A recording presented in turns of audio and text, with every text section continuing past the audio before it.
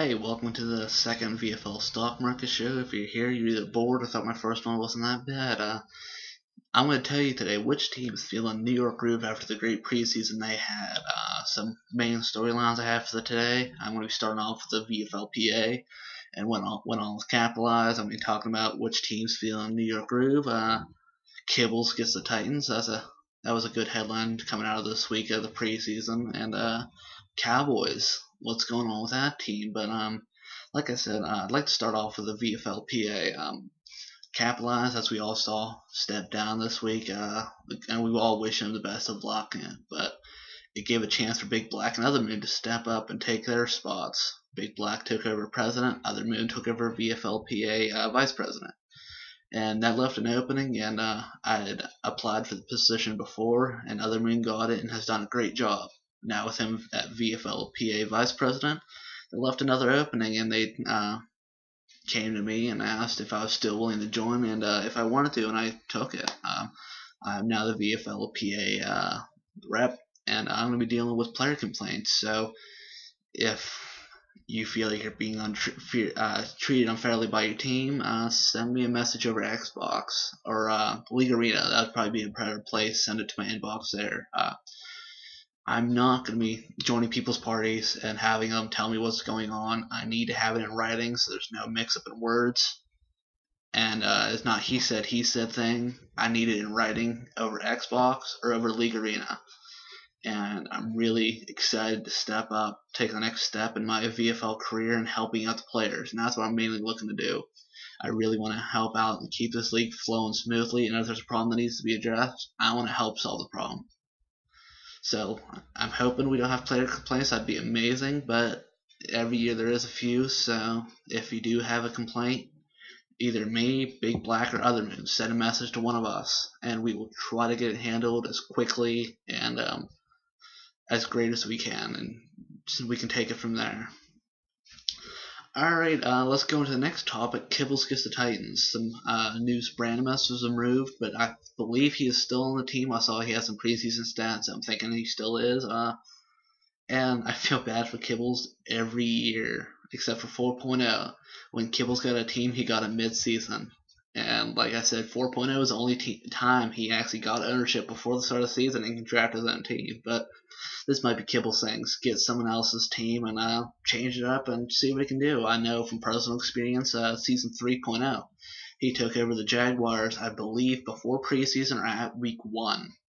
And he did a great job trying to flip around the roster. It was kind of a mess, and I have to give him props. He might not be the most liked person, but when it comes to management, trade-wise, signings, blacklisting, calling up people from the AFL, he knows what he's doing.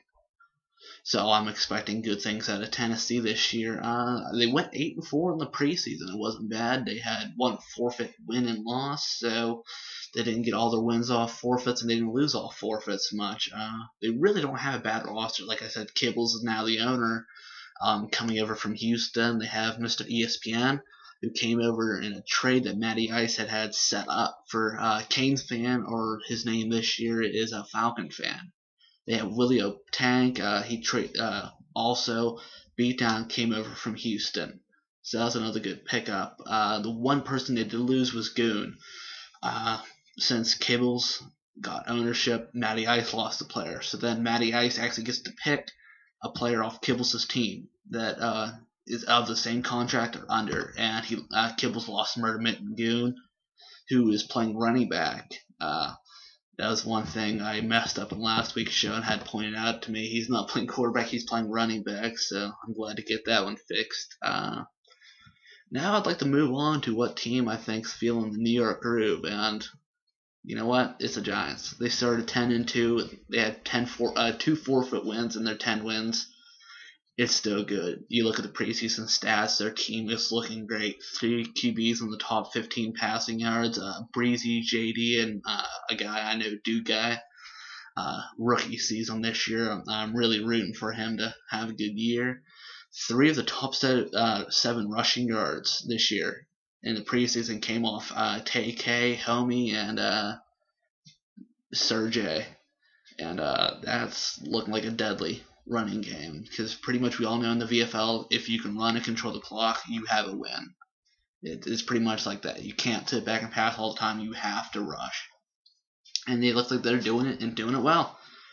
But one thing that kind of came out and really stood out to me is 3 out of the 4 defensive linemen and sack leaders came off there.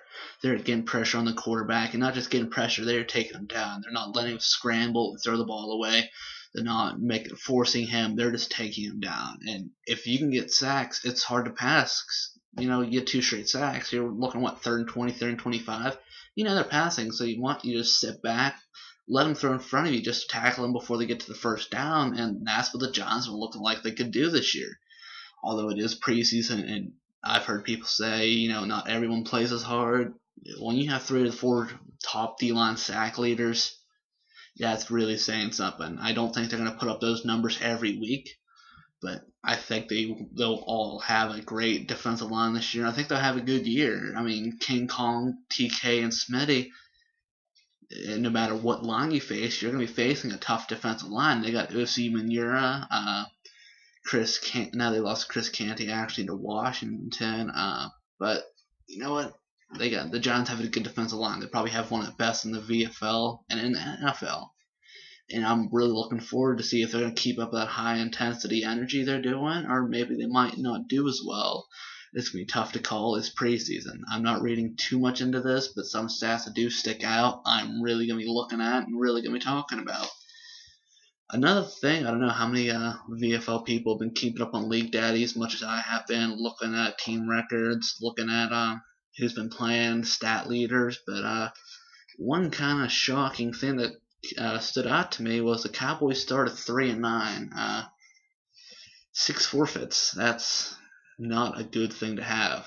When you go 3-9 and 6 of your losses are because you can't get 3 people on at the same time, that player activity is really concerning to me. And I know it's preseason; they might not be taking it as seriously as everyone else could be, but still, when you have 6 forfeits in 1 week, you can't do anything as a team. When they actually had 3 show up, they went 3-3, and 2 of those came off the owner, GM, and AGM playing. So they're going to show up. So the rest of the team went 1-2 when they can. They only had 2 lines play, I think, this week. I looked at the stats. I'm wondering if there's going to be potential blacklistings. I don't know. I don't talk to areas in Redwater that much, but I'm wondering if someone's going to be blacklisted, maybe AFL call-ups, but I really know player activity is concerning. Yeah, it's really, I know it's preseason, but it's kind of unacceptable. When you have half your games, you can't have 3 people show up and have a game. And that kind of leads me to the next topic, talk about AFL call-ups, is I've seen a lot of people not happy. I know It's Magic kind of didn't make the best post when he found out he's getting sent down to the AFL. Didn't handle that very well, but I'm just sick of people complaining about being in the AFL. You're there either for a reason, or maybe people just don't know you, and you just kind of need to sit your time down there. Let the stats do the talking. If you have a good couple weeks in the AFL, the owner's going to have to take notice. There's people looking at the AFL stats and looking at their VFL stats and seeing if there's any call-ups or people that need to be sent on waivers or potentially sent down. And you know what? I'm just sick of all the complaining. People in the AFL think it's just some second-rate league, and to some people it is. But look at the VHL. They have the VHL, they have AHL, and they have the CHL. And I'm on the forums daily. And you don't see them complaining, oh, I'm in the AHL, I should be in the VHL, I'm going to quit, I'm in the CHL, I should be in the AHL. You know what? Shut up, man up, let the stats do the talking. If you think you deserve to be in the VFL, prove it. Go down there in the AFL, do your time, and if you do good, your time will come in the VFL. But if not, I don't want to hear it. I really don't. I mean, I would love to see the AFL have success, and I think if it's rough this year, it'll be better next year, because I think the Bogs are looking to have AFL management that's separate from VFL.